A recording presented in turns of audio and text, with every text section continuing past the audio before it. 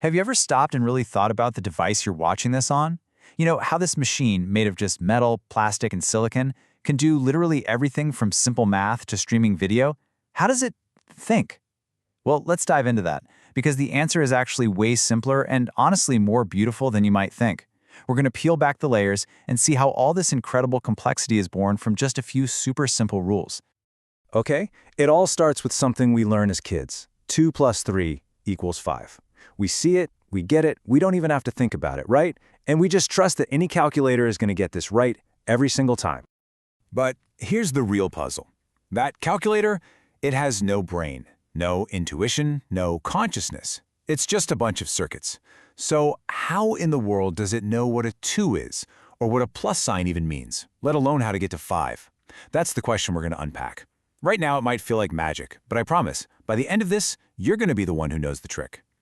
To get our heads around how a computer computes, we first need to learn the language it speaks.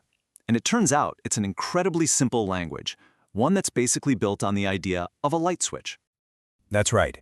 Every single thing on your phone, every photo, every song, every single calculation is described using just 2 symbols. That's it. Think of it as the ultimate minimalist language. So each of these letters is called a bit, which is just short for binary digit. And a bit can only be one of 2 things. It's either a 0, which we can think of as a circuit being off, or it's a 1, meaning the circuit is on. It's a direct physical thing. Is electricity flowing or not? That is literally the only thing a computer can fundamentally sense. Okay, but here's where it gets really clever. How do we get from a simple on or off to representing, well, everything? Simple. We just string them together. We create patterns of bits, and we assign a meaning to each pattern. You want to represent the number 5? No problem, that's just the pattern 101. The letter A, yep, it has its own unique 8-bit pattern.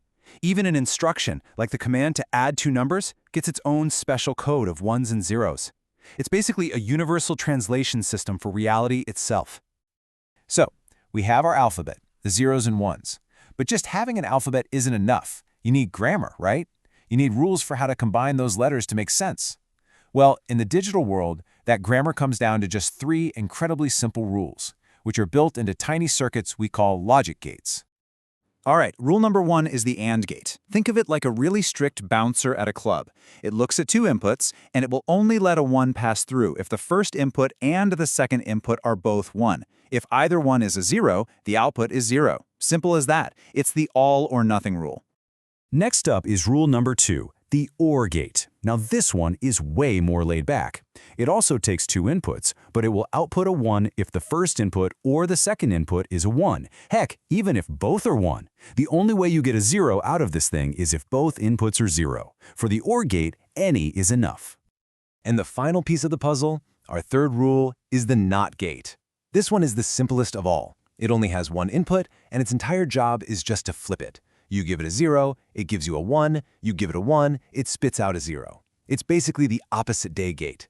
And believe it or not, with just these 3, AND, OR, and NOT, we can build the entire digital universe. Okay, so we've got our letters, the bits, and we've got our grammar, the logic gates.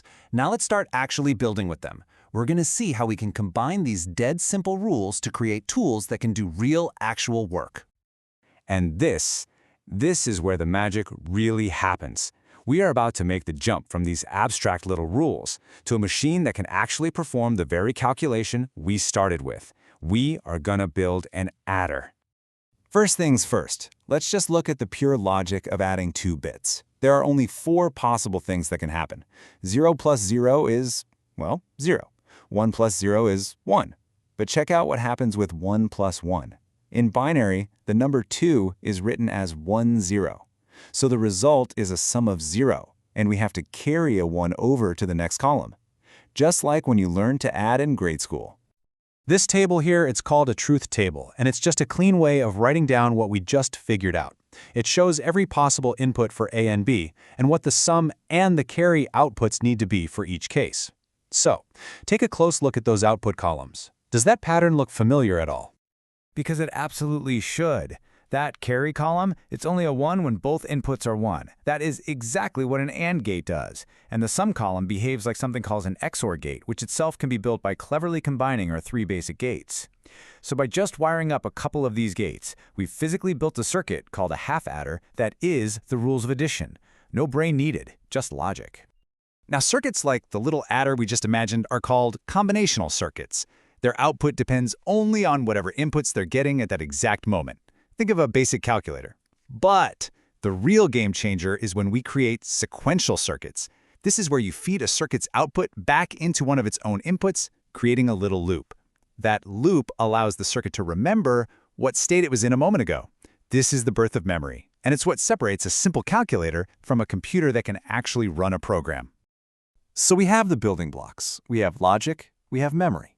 But modern computer chips don't have a few dozen gates or even a few thousand. They have billions. So how on earth do you design something on that kind of scale? I mean, seriously, you can't just sit down with a pencil and paper and draw out a blueprint for a billion transistors. It's just physically impossible. The complexity is way beyond what a human mind can track visually. So engineers needed a totally new way to think about design. They had to move from drawing pictures to writing descriptions. And that solution is something called a hardware description language, or HDL. Instead of drawing the gates and all the little wires connecting them, engineers write code that describes the behavior they want the circuit to have. They describe the logic, the connections, the timing, all of it just in text. And this is a perfect example. This one line of code from an HDL called Verilog. It might look a little intimidating, but it's just our simple rules in text form. See the double pipes? That just means OR. The double ampersands? That's AND. And the exclamation point? That's our old friend, the NOT gate. This one line is a precise, totally unambiguous recipe for a specific arrangement of our logic gates. So this text file becomes the master blueprint. It lets engineers focus on the big picture, designing the behavior of the circuit. Then, incredibly powerful software tools take that blueprint, read it, and do the impossible job of figuring out the best way to physically arrange millions or even billions of those tiny gates on a chip of silicon. It is the only way to manage that insane level of complexity. So we've really come full circle, haven't we? We started with a simple math problem, broke it down to the 2 letters of binary, saw the 3 basic rules of logic, built circuits that can add, and finally saw how a special language lets us sculpt billions of those rules into the chips that power our entire world. It just goes to show you, from the simplest possible ingredients, you can build almost anything. Which, of course, leaves one last big question. What's next?